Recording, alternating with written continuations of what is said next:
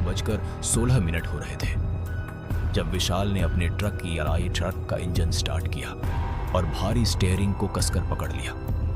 ठंडी हवा शीशे से टकराकर सीटी जैसी आवाज निकाल रही थी और हेडलाइट की पीली रोशनी के आगे सड़क किसी मरे हुए सांप की तरह लिपटी हुई दिख रही थी। ये वही बदनाम हाईवे था जिस पर दिन में भी लोग कम ही चलना पसंद करते थे और रात में तो कोई मजबूरी में ही निकलता था। विशाल पिछले 20 साल से ट्रक चला रहा था। उसने हादसे देखे थे, लाशें देखी थी, खून से सनी सड़कें देखी थी, लेकिन आज उसके सीने में जो अजीब सा दबाव था वैसा उसे पहले कभी महसूस नहीं हुआ था।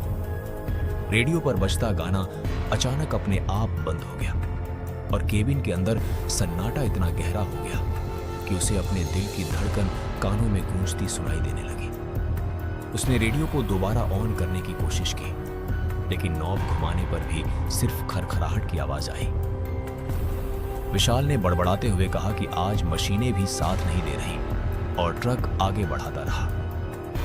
सड़क के दोनों तरफ घना जंगल था, इतना घना कि हेडलाइट की रोशनी भी पेड़ों के बीच घुसकर वापस लौट आती थी, जैसे अंधेरा खुद रोशनी को निगल रहा हो। अचानक उसे लगा कि सड़क के किनारे कोई खड़ा है। विशाल ने ब्रेक हल्का सा दबाया और आंखें मिचमिचाकर देखा। वहां सच में कोई था, सफेद कपड़ों में लिपटा हुआ, चेहरा नीचे झुका है। इस सुनसान जगह पर इस वक्त किसी का होना ही अजीब था। विशाल का मन हुआ कि गाड़ी न रुके, लेकिन ट्रक ड्राइवर की आदत और इंसानियत ने उसे रोक लिया। उसने ट्रक साइड में लगाया और शीशा थोड़ा नीचे किया। कौन हो भाई? इतनी रात में यहां क्या कर रहे हो? जवाब में कोई आवाज नहीं आई। वह आदमी या जो भी था धीरे धीरे सिर उठाने लगा। विशाल की सांस अटक गई क्योंकि चेहरे पर आंखों की जगह सिर्फ काला गड्ढा था, जैसे किसी ने आंखें कभी बनाई ही ना हो। अगले ही पल ट्रक का केबिन ठंड से भर गया, इतनी ठंड कि विशाल की उंगलियां सुन्न होने लगी। उसने डर के मारे शीशा चढ़ाया और पूरी ताकत से एक्सेलरेटर दबा दिया। ट्रक झटके से आगे बढ़ा और वह आकृति हेडलाइट की रोशनी से बाहर गायब हो गई। विशाल लगातार राम राम बुदबुदाता रहा और अपने आप को समझाता रहा कि शायद थकान की वजह से उसे वहम हुआ है, लेकिन उसका दिल जानता था कि जो उसने देखा वह वहम नहीं था। कुछ किलोमीटर आगे जाकर उसे महसूस हुआ कि ट्रक के पीछे से किसी के चलने की आवाज आ रही है, जैसे कोई भारी कदमों से सड़क पर उसके साथ साथ चल रहा हो। उसने साइड मिरर में देखा तो कुछ भी नहीं दिखा, लेकिन आवाज साफ सुनाई दे रही थी। तभी केबिन के पीछे से खटखटाने की धीमी लेकिन साफ आवाज आई। विशाल का पूरा शरीर पसीने से भीग गया। उसने खुद को मजबूत करते हुए चिल्लाकर कहा, कौन है? जवाब में वही खटखटाहट, इस बार और तेज। अचानक ट्रक के अंदर लाइट अपने आप बुझ गई और पूरा केबिन अंधेरे में डूब गया। उसी अंधेरे में किसी के सांस लेने की आवाज उसके कान के बिल्कुल पास महसूस हुई। विशाल ने आंखें बंद कर लीं और भगवान को याद करने लगा। उसे लगा जैसे कोई अदृश्य चीज उसकी गर्दन के पीछे झुककर उसे सूंघ रही हो। अगले ही पल ट्रक के इंजन ने तेज आवाज की और लाइट वापस जल गई। विशाल ने हिम्मत करके पीछे देखा, लेकिन वहां कोई नहीं था। उसने राहत की सांस ली, लेकिन वह राहत कुछ सेकंड से ज्यादा नहीं टिकी, क्योंकि अब ट्रक की पिछली सीट पर गीले पैरों के निशान उभर आए थे, जैसे कोई अभी अभी वहां बैठा हो। विशाल को समझ आ गया कि इस हाईवे पर आज वह अकेला नहीं है और यह रात उसकी जिंदगी की सबसे डरावनी रात बनने वाली है। ट्रक आगे बढ़ता रहा और अंधेरा उसके चारों तरफ और गाढ़ा होता गया, जैसे सड़क नहीं बल्कि कोई अंतहीन कब्रिस्तान हो, जिसमें हर मोड़ पर कोई न कोई आत्मा उसका इंतजार कर रही हो। विशाल ने ट्रक की रफ्तार और बढ़ा दी थी, लेकिन अजीब बात यह थी कि स्पीड मीटर 60 से ऊपर जा ही नहीं रहा था, जबकि इंजन की आवाज बता रही थी कि ट्रक पूरी ताकत से दौड़ रहा है। सड़क सीधी थी, फिर भी ऐसा लग रहा था जैसे ट्रक किसी अदृश्य कीचड़ में फंसा हुआ हो। विशाल की आंखें बार बार रियर मिरर की तरफ जा रही थीं, क्योंकि उसे साफ महसूस हो रहा था कि केबिन में अब वह अकेला नहीं है। ठंडी हवा अब सिर्फ खिड़की से नहीं बल्कि सीट के नीचे से भी उठ रही थी। विशाल ने सीट पर बैठते हुए जब अपनी पीठ सीधी की तो उसे लगा जैसे किसी ने पीछे से उसकी रीढ़ पर उंगली फेर दी हो। वह चौंक कर खड़ा हो गया और पीछे मुड़कर देखा, लेकिन वहां सिर्फ अंधेरा था, इतना गाढ़ा कि लाइट होने के बावजूद भी पीछे का हिस्सा किसी काले गड्ढे जैसा दिख रहा था। विशाल ने खुद को समझाया कि डर दिमाग का खेल है, लेकिन तभी उसके कान में किसी के फुसफुसाने की आवाज आई, बहुत धीमी लेकिन बहुत साफ, जैसे कोई कह रहा हो रोक दे। विशाल ने दोनों हाथों से कान ढक लिए और चिल्लाया, चुप रहो। लेकिन आवाज रुकने की बजाय हंसी में बदल गई। वह हंसी किसी इंसान की नहीं थी, उसमें दर्द था, गुस्सा था और भूख थी। ट्रक अचानक अपने आप साइड में खिसकने लगा। विशाल ने स्टीयरिंग कसकर पकड़ा, लेकिन स्टीयरिंग घूम ही नहीं रहा था, जैसे किसी और ने उस पर अपना कब्जा कर लिया हो। सड़क के किनारे एक जला हुआ सा ढाबा दिखाई दिया, जिसकी टिन की छत आधी गिरी हुई थी और सामने जंग लगा बोर्ड टेढ़ा लटका था, जिस पर लिखा था, यहां रुकना मना है। विशाल का दिल जोर जोर से धड़कने लगा, क्योंकि ट्रक उसी ढाबे के सामने जाकर अपने आप रुक गया। इंजन बंद हो गया और चारों तरफ अचानक इतना सन्नाटा छा गया कि जंगल की आवाजें भी गायब हो गई। विशाल ने चाबी घुमाने की कोशिश की, लेकिन इंजन ने जवाब नहीं दिया। उसी पल केबिन के अंदर गीली मिट्टी की बदबू फैल गई, जैसे बारिश के बाद कब्रिस्तान से आती है। विशाल ने धीरे धीरे अपनी नजर सामने वाले शीशे से हटाकर अंदर घुमाई तो देखा कि पैसेंजर सीट पर कोई बैठा है। वह आकृति पूरी तरह काली थी, सिर्फ आंखें सफेद चमक रही थीं, और वे आंखें विशाल को नहीं बल्कि सड़क की तरफ देख रही थीं। विशाल का गला सूख गया, आवाज ही नहीं निकल रही थी। वह आकृति अचानक धीरे धीरे अपना सिर उसकी तरफ मोड़ने लगी। जैसे ही उसकी आंखें विशाल की आंखों से मिली, विशाल को लगा जैसे उसका दिमाग फट जाएगा। उसकी यादें, उसके डर, उसके पुराने पाप सब एक साथ उसके सामने घूमने लगे। उसे वही रात याद आई जब इसी हाईवे पर उसने एक आदमी को कुचल दिया था और डर के मारे रुके बिना आगे निकल गया था। पुलिस को उसने कभी सच नहीं बताया था। वह आकृति अब बोल रही थी, पहचाना मुझे? उसकी आवाज में वही फुसफुसाहट थी जो विशाल ने थोड़ी देर पहले सुनी थी। विशाल रोते हुए बोला, मुझसे गलती हो गई थी, अंधेरा था, मुझे लगा जानवर है। वह आकृति हंसी और उसकी हंसी के साथ केबिन की दीवारों पर काले धब्बे उभरने लगे, जैसे खून सूख कर जम गया हो। जानवर नहीं था, मैं था। कहते हुए वह आकृति अचानक गायब हो गई। अगले ही पल ढाबे के अंदर से रोने और चीखने की आवाजें आने लगी। विशाल डर के मारे ट्रक से बाहर निकल आया। बाहर का दृश्य और भी भयानक था। ढाबे के अंदर कई परछाइयां थीं, जो बिना शरीर के हिल रही थी। कुछ के सिर नहीं थे, कुछ के पैर उल्टे मुड़े हुए थे। सबकी आंखें एक साथ विशाल की तरफ मुड़ी।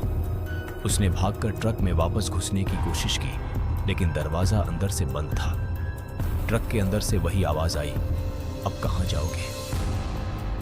अचानक हेडलाइट अपने आप जल गई और रोशनी में सड़क पर लकीर की तरह खून फैला हुआ दिखा, जो उसी जगह खत्म हो रहा था जहां विशाल ने सालों पहले उस आदमी को कुचला था। विशाल घुटनों पर गिर पड़ा और हाथ जोड़कर रोने लगा। तभी ट्रक का दरवाजा अपने आप खुल गया। वह अंदर घुसा और जैसे ही बैठा, ट्रक का इंजन फिर से स्टार्ट हो गया। लेकिन अब रास्ता वही नहीं था। सड़क उलटी दिशा में मुड़ चुकी थी और जंगल के बीच एक टूटा हुआ पुल दिखाई दे रहा था। विशाल समझ गया, यह रास्ता किसी मंजिल की तरफ नहीं बल्कि किसी सजा की तरफ जा रहा है, और इस बार ट्रक का ड्राइवर वह नहीं बल्कि कोई और है। टूटा हुआ पुल अब साफ दिखाई दे रहा था और विशाल की आंखें डर से फटी की फटी रह गई, क्योंकि वह पुल असल में कभी था ही नहीं। वह पुल वही जगह थी जहां सालों पहले एक भयानक हादसा हुआ था और कई लोगों की जान गई थी। एक ऐसा हादसा जिसकी खबर अखबारों में सिर्फ एक दिन छपी थी और फिर हमेशा के लिए दबा दी गई थी। ट्रक अपने आप धीमा हो गया और विशाल ने देखा कि पुल के दोनों तरफ जली हुई गाड़ियां पड़ी थीं।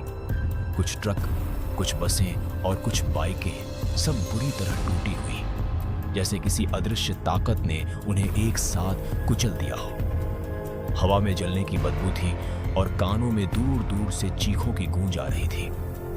विशाल के हाथ कांप रहे थे और उसके मुंह से बस एक ही बात निकल रही थी कि यह सब सपना है। लेकिन ट्रक के टायर जैसे ही पुल पर चढ़े, उसे महसूस हुआ कि सड़क ठंडी नहीं बल्कि गीली है, जैसे खून से भीगी हो।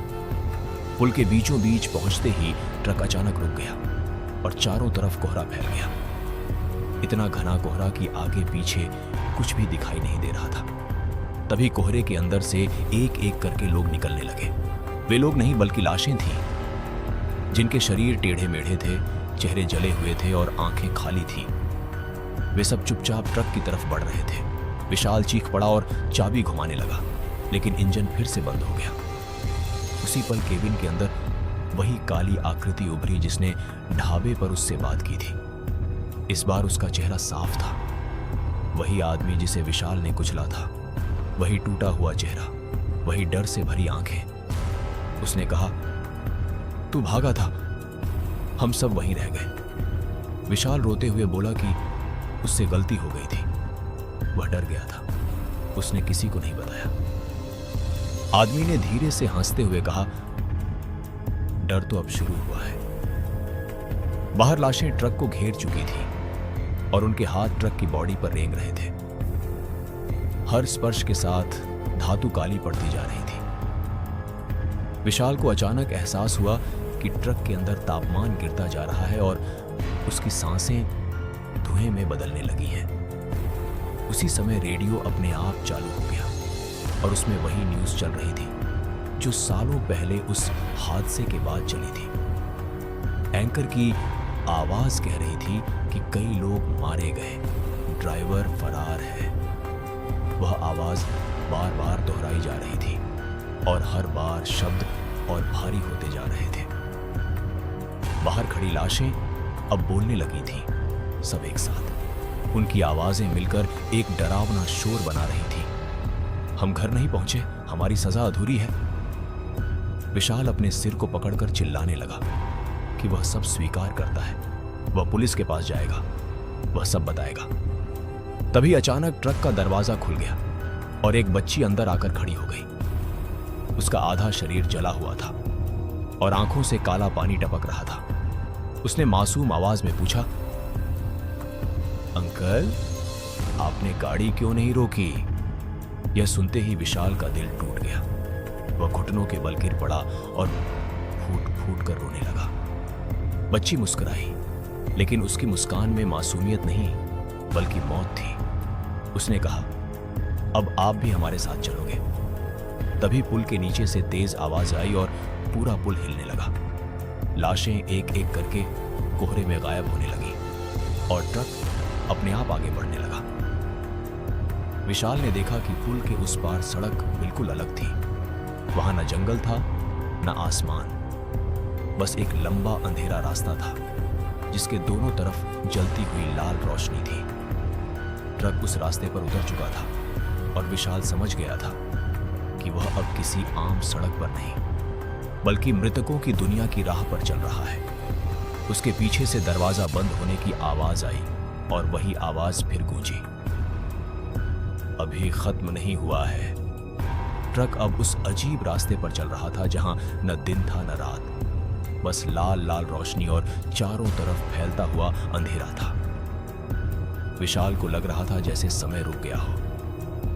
घड़ी की सुइयां जमी हुई थीं और दिल की धड़कन भी किसी और की लग रही थी। सड़क के दोनों तरफ अब पेड़ नहीं थे बल्कि इंसानी आकृतियां खड़ी थीं, बिना हिले बिना बोले, बस खाली आंखों से ट्रक को देखती हुई।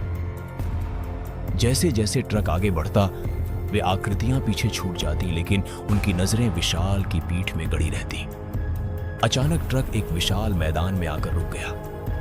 वह मैदान किसी कब्रिस्तान जैसा था, लेकिन वहां कब्रें नहीं थीं, बल्कि जली हुई गाड़ियां जमीन में धंसी हुई थीं, जैसे उन्हें जबरदस्ती दफनाया गया हो। हवा में एक अजीब सी गूंज थी, सैकड़ों आवाजें एक साथ फुसफुसा रही थी। विशाल के सामने ट्रक का शीशा अपने आप नीचे हो गया और बाहर से ठंडी हवा के साथ किसी ने उसका नाम लिया, विशाल। उसने कांपते हुए बाहर देखा तो सामने वही आदमी खड़ा था जिसे उसने कुचला था, लेकिन इस बार वह अकेला नहीं था। उसके पीछे दर्जनों लोग थे, औरतें, बच्चे, बूढ़े, सब वही जो उस हादसे में मरे थे। उनकी आंखों में गुस्सा नहीं था, बल्कि खालीपन था।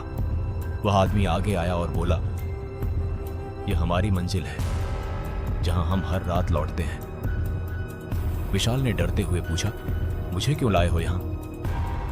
जवाब में एक बूढ़ी औरत आगे बढ़ी और बोली, क्योंकि तू हमें छोड़कर भाग गया था। तभी जमीन हिलने लगी और विशाल ने देखा कि मैदान के बीचों बीच एक बड़ा सा गड्ढा खुल रहा है। उस गड्ढे के अंदर वही हाईवे दिखाई दे रहा था, वही रात, वही पल जब हादसा हुआ था। विशाल ने खुद को उस दृश्य में दोबारा देखा, ट्रक चलाते हुए, फोन पर बात करते हुए, और सामने अचानक लोग आ जाते हैं। उसने चीखकर चिल्लाया, रुक जाओ, लेकिन उसका अतीत उसे सुन नहीं पा रहा था। अगले ही पल दृश्य गायब हो गया और गड्ढा बंद हो गया। आदमी ने कहा, हर रात हम यही देखते हैं, वही पल, वही दर्द। अचानक सभी आत्माएं एक साथ चीख उठी और उनकी आवाज से विशाल के कान सुन्न हो गए। ट्रक के टायर जमीन में धंसने लगे, जैसे मिट्टी उसे निगल रही हो। विशाल ने हाथ जोड़कर कहा कि वह सब कबूल करेगा, सब बताएगा, बस उसे जाने दे। तभी वही बच्ची सामने आई। उसकी आंखें अब भी काली थीं। उसने कहा, सच तब माना जाता है जब डर खत्म हो जाए। अचानक ट्रक के केबिन में आग जैसी लाल रोशनी भर गई और विशाल को लगा जैसे उसकी सांसें भारी हो रही हैं। सभी आत्माएं पीछे हट गईं और आदमी ने आखिरी बार कहा, एक रास्ता अभी भी है। ट्रक अचानक पीछे की तरफ चल पड़ा और वही अंधेरा रास्ता फिर सामने आ गया। लेकिन अब विशाल को एहसास हो गया था कि यह सफर किसी बचाव का नहीं, बल्कि आखिरी फैसले का है। जैसे ही ट्रक ने रफ्तार पकड़ी, पीछे से सभी आत्माओं की आवाज एक साथ आई, कल सुबह, और आवाज अधूरी रह गई। विशाल समझ गया कि जो भी होने वाला है वह सूरज निकलने से पहले तय हो जाएगा। ट्रक अंधेरे रास्ते पर तेजी से दौड़ रहा था, लेकिन अब विशाल को डर उतना नहीं लग रहा था जितना एक भारी बोझ महसूस हो रहा था, जैसे उसकी छाती पर कोई पत्थर रख दिया गया हो। सामने कोई मंजिल नहीं दिख रही थी, फिर भी ट्रक रुक नहीं रहा था। अचानक दूर क्षितिज पर हल्की नीली रोशनी दिखाई दी, बिल्कुल भोर से पहले वाली रोशनी जैसी। विशाल को उम्मीद की एक हल्की सी किरण महसूस हुई। जैसे जैसे वह रोशनी पास आती गई, सड़क फिर से वैसी ही दिखने लगी जैसी असली दुनिया की होती है। जंगल वापस आ गया, पेड़, हवा, सब कुछ। ट्रक एक झटके से रुक गया और इंजन बंद हो गया। विशाल ने देखा कि वह उसी हाईवे पर खड़ा है जहां से रात में निकला था। घड़ी देखी तो सुबह के 5 बज रहे थे। उसे लगा जैसे सब खत्म हो गया हो। उसने थरथराते हाथों से दरवाजा खोला और नीचे उतरा। सड़क बिल्कुल शांत थी, जैसे कुछ हुआ ही ना हो। तभी उसे अपने पीछे किसी के खड़े होने का एहसास हुआ। वह मुड़ा तो वही आदमी खड़ा था, लेकिन इस बार उसका चेहरा शांत था। आंखों में गुस्सा नहीं बल्कि थकान थी। उसने कहा, यही आखिरी मौका है। विशाल ने कांपती आवाज में पूछा, किसका? आदमी बोला, सच का। अगले ही पल सड़क का दृश्य बदल गया और विशाल खुद को पुलिस स्टेशन के सामने खड़ा देख रहा था। सूरज निकल चुका था और लोग आ जा रहे थे। उसके हाथ में ट्रक की चाबी थी और दिल जोर जोर से धड़क रहा था। अंदर से आवाज आई कि अगर वह अभी अंदर चला गया तो शायद जिंदगी बचे, लेकिन अगर मुड़ा तो यह रास्ता फिर कभी खत्म नहीं होगा। विशाल ने गहरी सांस ली और थाने के अंदर चला गया। जैसे ही उसने सब कुछ बताना शुरू किया, उसकी आंखों के सामने वही आत्माएं खड़ी होने लगी, लेकिन इस बार वे चुप थीं। बयान खत्म होते ही सब गायब हो गया। कुछ दिन बाद विशाल को सजा हुई। जेल की सलाखों के पीछे बैठा वह हर रात वही सड़क सपने में देखता था, लेकिन अब कोई आवाज नहीं आती थी। सालों बाद जब वह जेल से बाहर आया तो बदला हुआ इंसान था। उसने ट्रक दोबारा नहीं चलाया, लेकिन कहानी यहां खत्म नहीं होती। उसी हाईवे पर आज भी लोग कहते हैं कि रात के वक्त एक ट्रक बिना ड्राइवर के चलता दिखाई देता है।